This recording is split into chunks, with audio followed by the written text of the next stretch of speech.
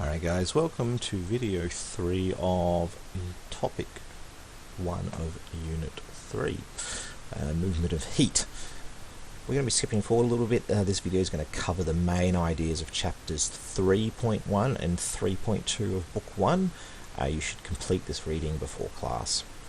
Here are the learning intentions and success criteria for this chapter. Please pause the video and attempt to complete the knowledge and skills table.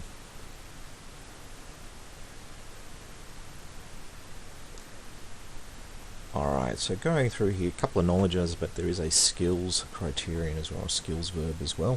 First is, well, we need to know what are these three types of energy. Very hard to explain it if we don't know what they are. Second is this explain verb here. What are those physical factors that influence heat transfer? And finally, this one, apply. This is a skill. So apply, in this case, we want you to apply your knowledge to situations. Might be situations in an exam or situations around you. Applying it to stuff around you is pretty good for yourself. Can I recognize heat transfer around me? And that's something that's really important for physics, in that most of the topics we talk about have direct connections to the world around you right now. And so if you can recognize those and describe the things that are involved in those, then you will do a lot better with your studies. Sometimes chemistry and biology can be a bit abstract, sometimes they're a lot more practical. Some of physics will be a bit abstract as well, but these early things, you can apply them to your day-to-day lives. Alright, let's get started. So I want you to imagine leaving a cup of tea or coffee on your table. You play some video games, read a book, you play with your phone, and you forget about your cup of tea. What happens? It gets cool, obviously. And in junior grades we mentioned the conservation of energy. That heat energy had to go somewhere. So that thermal energy that was in the cup, it went into the room. The cup got colder and the room got warmer. You know this. You've done it. Okay? It's your day-to-day life. Now, this rate of movement, how fast it moves, will depend on a few things. Temperature difference is the big one. Isaac Newton did a whole bunch of testing on this, and you might even look at his formula in math methods and worked out a law of cooling. Remember, a law isn't backed up by science, it's just an observation of something that always happens. He found the temperature difference was an important factor. Okay? So this is saying that the rate of temperature change is equal to the difference between the object and the environment, and there is some K, some constant of proportionality in that. That's that material though.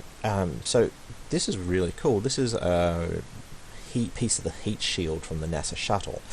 It's glowing red hot. That means it's about 1200 degrees Celsius, and he's holding it with his bare hands. It does not conduct heat very well.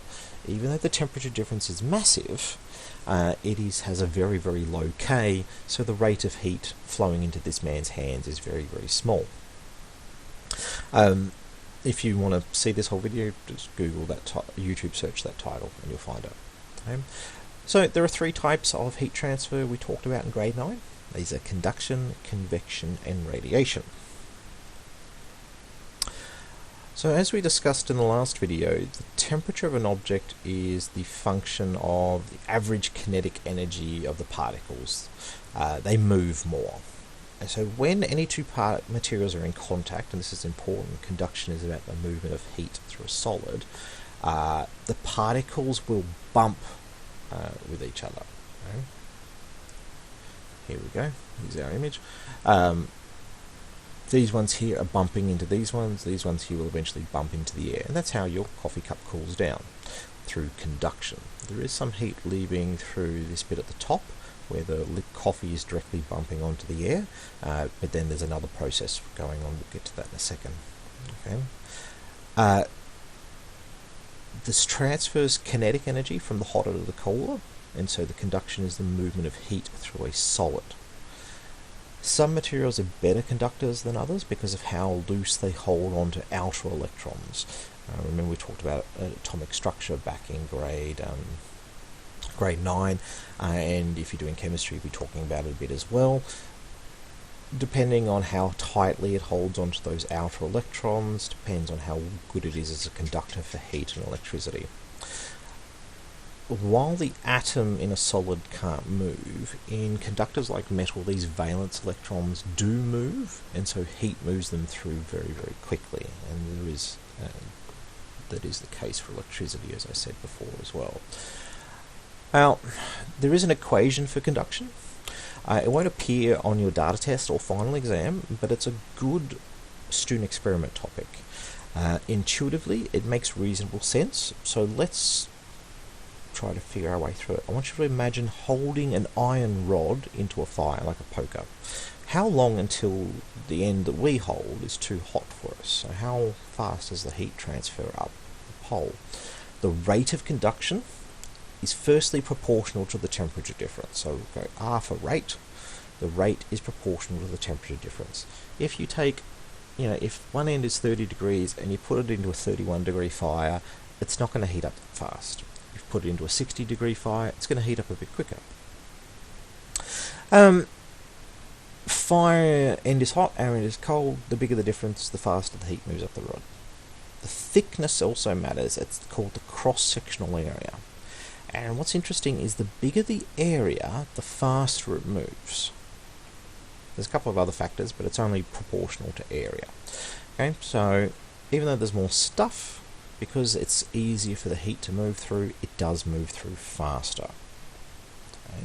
Finally, the last is one of length. The longer it is, the slower the rate of movement to the other end. Okay. Now we can take all these three and combine them into a proportion equation, which is this. Okay. But we can't calculate with it, so we need a K.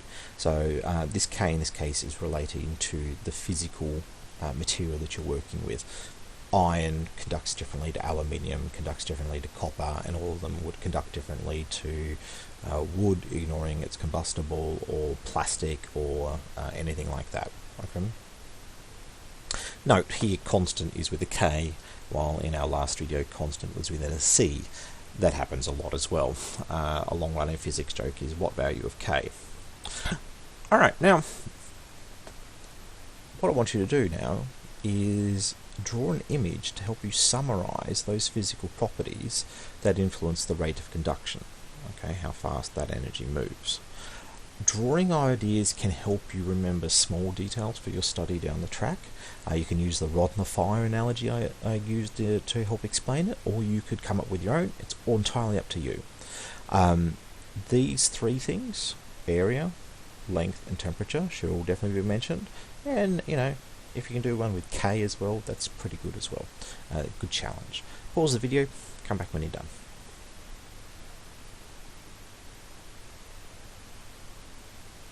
Alright, so, under convection. While conduction was the transfer of heat through a solid, convection is a transfer of heat in a fluid.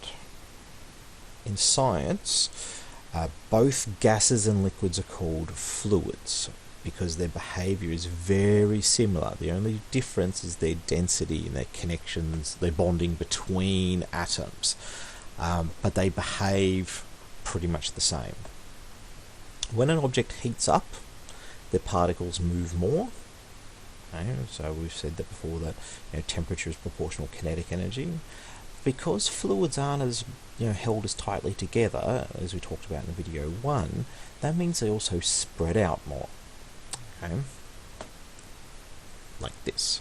So here, object A and object C have the same number of particles. Okay, they've spread out. Look at what object B is for in a second. This is called density. Okay, the less dense material then will rise because it's buoyant compared to the surrounding cooler fluid. Then the cooler fluid comes into contact with the heat source and the process continues. So let's just talk about density for a second, because it is something that you really need to wrap your head around. A and C here have the same number of particles, but because C is more spread out, C is less dense than A. B and C, even though they have different number of particles and different areas, the ratio of number of particles to area is the same. So B and C have the same density. Okay, you can consider B is being constructed by taking a small circle of C. A and B, even though they have the same amount of area, B obviously has less particles, so A is more dense than B. Okay. A is also more dense than C technically because it's got the same stuff crammed into a smaller space. Okay, so density is just about how much stuff in how much space. If C was in a lot of A type density, C would rise to the top and A would come underneath it. So here's a good picture of it.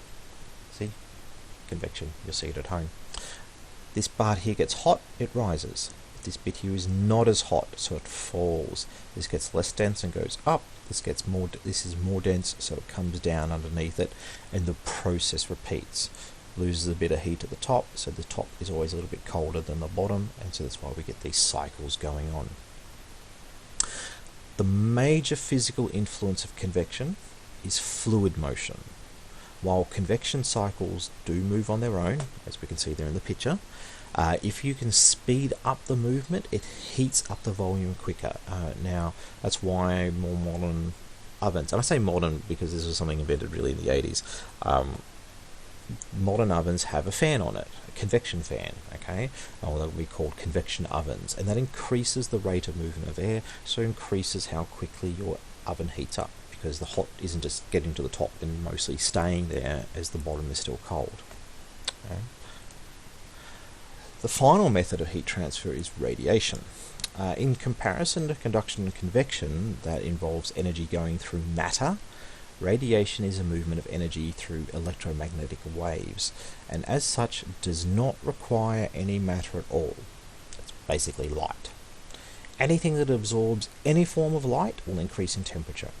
Radio all the way down to gamma, and anything above 0 Kelvin, okay, will give off some wavelength of light. So anything that absorbs light gets hotter, anything that gives off light gets colder. You give off light, I give off light. Right now this computer is giving off a lot of light, that's why we can see it, but the bottom is getting hot, and so the bottom is also giving off light down below.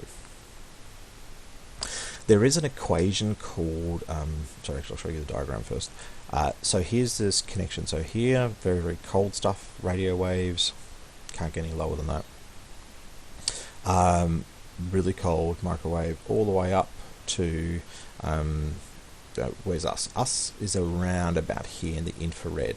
So here you can see visible light, and so nice yellow light, 10,000 Kelvin, around 9,700 centigrade is in the brighter yellow. Our sun is around about here. That's why our sun has lots of yellow and oranges in it, because it's in that sort of cooler area.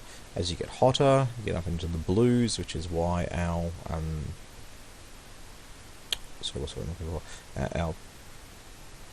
the blue stars are hotter than red stars. So we're around about here-ish, we're giving off infrared. Now there's an equation called Wien's law that connects that, but that's for unit 4 in our quantum mechanics unit. And there's an equation that talks about how fast energy is given off or absorbed through radiation, and that again will appear in unit 4. If you really wanted to do it for a student experiment, you could certainly look it up, but it's a little bit harder to do experimentation with. So, for consolidation, I'd like you to do a table summary of the 3 types of heat transfer. So you can do whatever headings you'd like. So type of radiation, does it go through solids? Yes, no. Anything else that you want to include, physical factors, for example. You could, if you'd prefer, and this actually might be a good challenge for you, especially those of you who prefer drawing and visual, do it instead as a 3-circle Venn diagram. What are the similarities? What are the differences between the different heat transfers? So conduction, convection, radiation. Okay, what's something that's only about conduction? Something that's only about convection? What's something that they've got the same? What's something that all 3 have the same? There is one thing that all 3 have the same. Hopefully you can figure that out. Okay? But I want you to summarize those 3 types of transfer. Okay, in this video we have covered the following. We have defined the 3 types of heat transfer. We've explained how physical properties influence heat transfer, and we've applied heat transfer to some physical situations there. Now, for your entrance to class, I'd like you to complete questions 1 to 4 in Chapter 3.1 and questions 1 to 5 in Chapter 3.2 Check Your Learning PDFs. Copy your answers for these into the 3.1.3 space on eLearn. Thank you very much for your time. Have a great day.